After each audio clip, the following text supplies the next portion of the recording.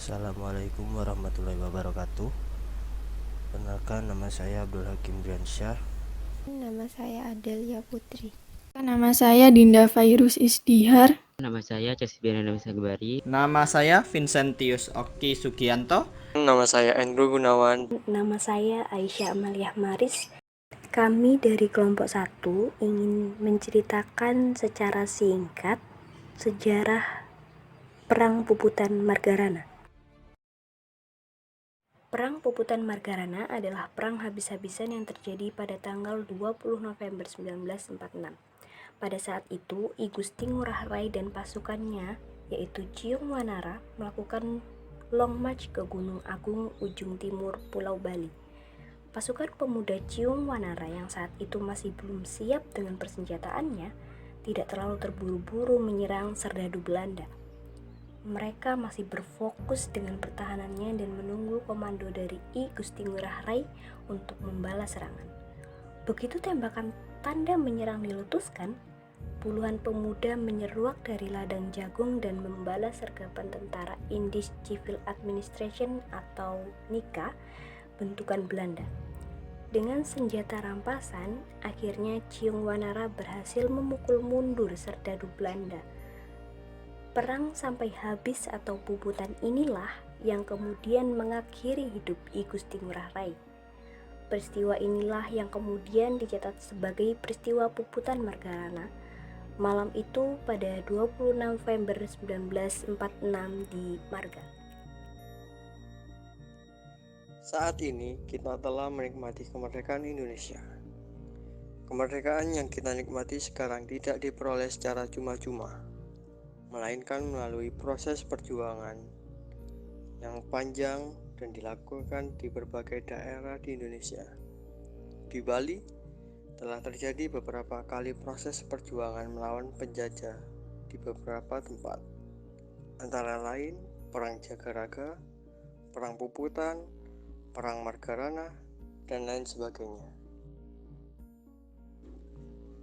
Di dalam Indonesia, kesadaran masyarakatnya akan sejarah negaranya sendiri masih terbilang rendah, seakan melupakan petua dari Presiden Indonesia yang pertama kita, yaitu I.R. Soekarno.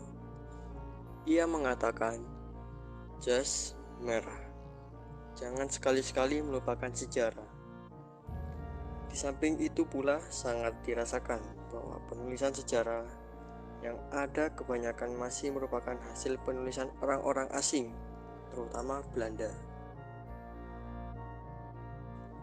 Disadari bahwa Indonesia ini tumbuh dari kebinekaan sifat, corak, bentuk, budayanya yang tercermin jelas pada bentuk geografisnya, dan suku-suku bangsa yang ada. Dan masing-masing dari suku itu dengan caranya sendiri di dalam perjuangan melawan penjajahan Belanda telah menunjukkan bentuknya dengan satu tujuan, adalah bebas dari belenggu penjajahan. Menurut sejarah, ada sejumlah puputan yang meletus di Bali. Namun, yang terkenal dan termasuk hebat terdapat sekitar 2 puputan. Pertama, Puputan Jagaraga yang dipimpin oleh Kerajaan Buleleng melawan imperialis Belanda. Strategi puputan yang diterapkan ketika itu adalah sistem tawan karang dengan menyita transportasi laut imperialis Belanda yang bersandar ke pelabuhan Buleleng. Kedua, Puputan Margarana yang berpusat di Desa Adeng, Kecamatan Marga, Tabababan, Bali. Tokoh perang ini adalah Letnan Kolonel I Gusti Ngurah Rai. I Gusti Ngurah Rai dilahirkan di Desa Carangsari, Kabupaten Badung, Bali, 30 Januari 1917. Puputan Margarana dianggap banyak pihak sebagai perang sengit yang pernah bergulir di Pulau Dewata, Bali. Terhadap beberapa versi yang melatar belakangi meledaknya Puputan Margarana, namun jika kembali membalik lembaran sejarah Indonesia, maka dapat ditarik sebuah benang merah bahwa perang ini terjadi akibat ketidakpuasan yang lahir pasca perjanjian Linggarjati. Perundingan itu terjadi pada 10 November 1945 antara Belanda dan pemerintah Indonesia. Salah satu poin Linggarjati yang membuat hati rakyat Bali terasa terjepit hatinya adalah tidak masuknya daerah Bali menjadi bagian dari daerah teritorial Indonesia.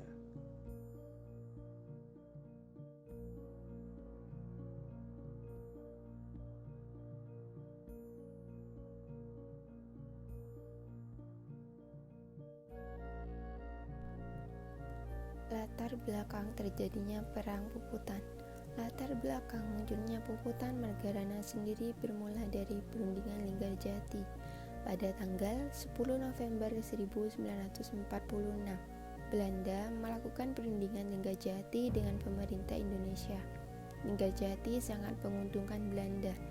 Melalui Linggarjati, Belanda hanya mengakui Sumatera, Jawa, dan Madura sebagai wilayah teritorial Indonesia secara de facto. Sementara tidak untuk Pulau Seribu Idaman, Dewata, Bali. Dan selanjutnya, Belanda diharuskan sudah meninggalkan daerah de facto paling lambat tanggal 1 Januari 1949. Pada tanggal 2 dan 3 Maret 1949, Belanda mendirikan pasukannya kurang lebih 2.000 tentara di Bali yang diikuti oleh tokoh-tokoh yang memihak kepada Belanda. Tujuan dari pendaratan Belanda ke Bali sendiri adalah untuk menegakkan berdirinya negara Indonesia Timur. Pada waktu itu, Letnan Kolonial I Gusti Ngurah Rai yang menjabat sebagai Komandan Resimen Nusa Tenggara sedang pergi ke Yogyakarta untuk mengadakan konsultasi dengan markas tertinggi TRI, sehingga dia tidak mengetahui tentang pendaratan Belanda tersebut. Niat menjadikan Bali sebagai negara Indonesia Timur, Belanda menambah kekuatan militernya untuk menancapkan kuku imperialis lebih dalam di Bali. Pasca Linggarjati, sejumlah kapal banyak mendarat di pelabuhan lepas pantai Bali. Ini juga barangkali yang menyebabkan meletusnya Puputan Margarana yang dipimpin oleh Kerajaan Buleleng.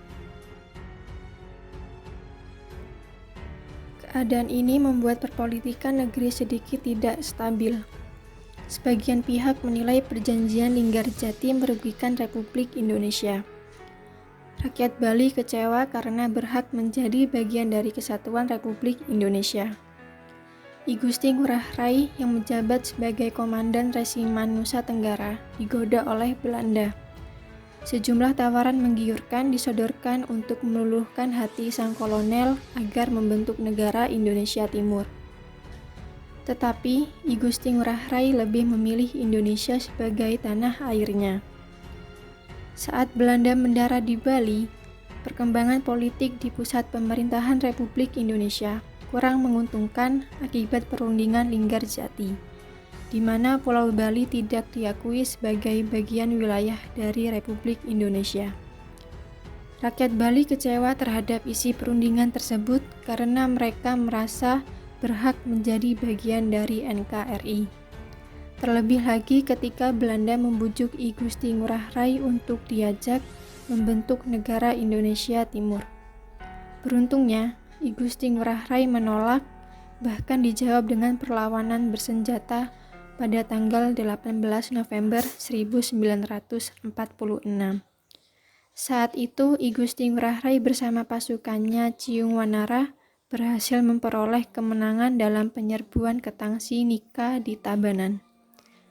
Karena geram, Belanda mengerahkan seluruh kekuatannya di Bali dan Lombok untuk menghadapi perlawanan I Gusti Ngurah Rai dan rakyat Bali.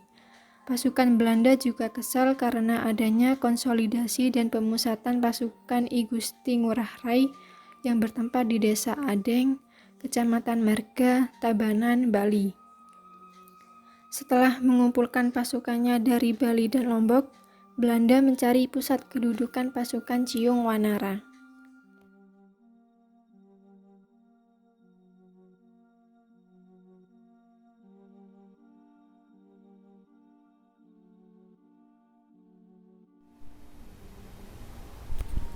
Tujuan Perang Puputan mempertahankan Pulau Bali dan kolonialisme Belanda. Kronologi terjadinya Perang Puputan pada 16 April bermula dari patroli keamanan Belanda di wilayah Klungkung pada 13 sampai 16 April 1908. Patroli ini sudah ditolak Raja Klungkung karena dianggap melanggar kedaulatan kerajaan Klungkung. Belanda berdalih patroli ini untuk konsekuensi monopoli perdagangan candu yang dipegang Belanda. Kerabat Raja Cokro Dagelgergel yang berada di barisan penentang ini mempersiapkan suatu penyerangan terhadap patroli Belanda. Benar saja, serangan terhadap patroli Belanda terjadi di Gelgel. Serangan mendadak ini membuat Belanda menderita kekalahan. 10 orang serdadu gugur termasuk Letna Hermaker, salah seorang pemimpin serdadu Belanda. Di pihak Gelgel kehilangan 12 prajurit termasuk satu putu geledek. Pada 17 April 1908, Belanda melakukan serangan balasan terhadap Gelgel. Untuk mendapatkan dukungan pasukan, Belanda mengirim pasukan dan Karangsem dengan masuk dari arah Satria pada 16 April 1908 malam. Laskar Klungkung memberikan perlawanan sengit hingga mengakibatkan 3 orang pasukan Belanda tewas dan 5 orang luka-luka. Pada 17 April 1908 pagi, pasukan Belanda mulai menyerang Gelgel. Raja Klungkung sempat berusaha mencegah pertempuran darah ini dengan mengirim saudara raja Cokorda Raka Bugong untuk berdamai dengan Belanda dan menekan Cokorda Gegel agar tidak melakukan perlawanan. Namun usaha ini gagal. Cokorda Gegel tetap pada pendiriannya dan Belanda malah berbalik mencurigai Cokro Raga Bugong.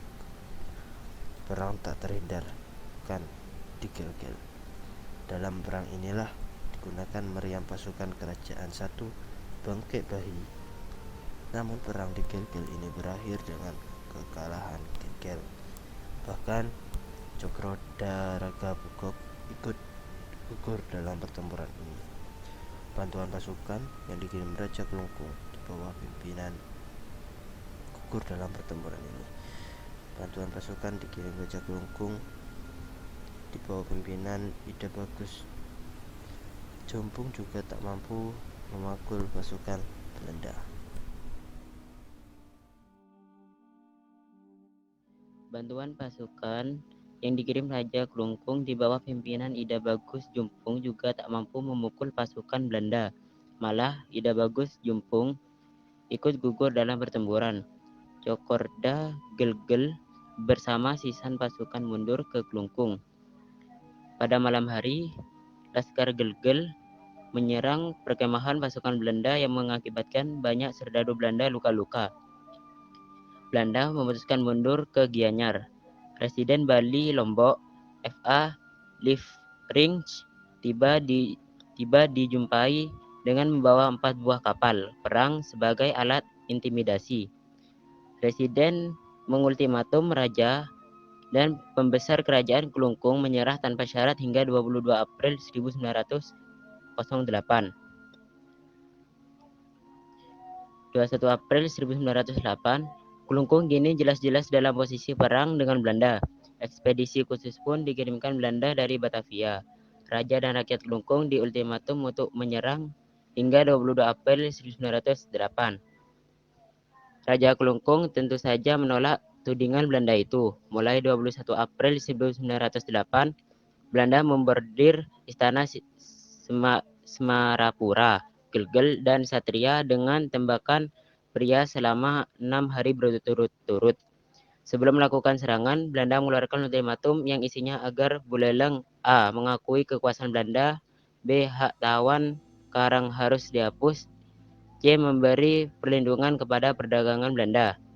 27 April 1908, ekspedisi khusus dari Batavia tiba dengan kapal perang dan persenjataan lengkap di perairan Jumpai pada 27 April 1908 malam. Dari atas kapal Belanda kembali memberi ultimatum agar sampai tengah hari. Raja Glungkung menyerang tanpa syarat. Raja Glungkung menjawab ultimatum itu dan meminta penundaan waktu 5 hari untuk berunding dengan para pejabat tinggi kerajaan. Belanda menolak permintaan itu dan Glungkung terus ditembaki meriam dari atas kapal.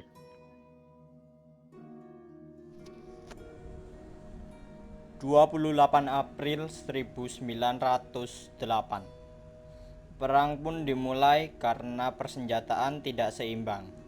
Belanda bisa menguasai Sumbang dan Jumpai, meskipun rakyat di kedua desa itu melakukan perlawanan sengit.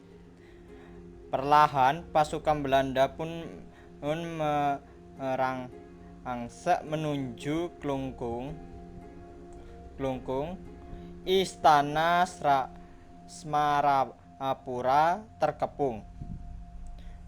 Cokarda, Gel-Gel, dan Dewa Agung Gedwe Semarabawa gugur dalam menghadapi sepadu Belanda di benteng selatan. Kabar inilah yang mendorong Dewa Agung istri Muter bersama putra mahkota Dewa Agung Gede Agung turun ke medan perang untuk mengikuti Ibu Suri Dewa Agung Muter. Semuanya berpakaian serba putih, siap menyongsor maut. Dewa Agung Puter bersama putra mahkota akhirnya gugur. Mendengar permaisuri dan putra mahkota gugur di medan laga tidak malah membuat Dewa Agung Jember menyerah. Justru semakin bulat memutuskan betapa berperang sampai titik darah penghabisan. Dewa Agung Jember keluar diiringi seluruh keluarga istana dan prajurit yang setia maju menghadapi Belanda dengan gagah berani. Karena persenjataan yang tidak imbang, mereka pun gugur dalam berondongan peluru Belanda. Mereka menunjukkan jiwa patriotisme membela tanah kelahiran dan harga diri.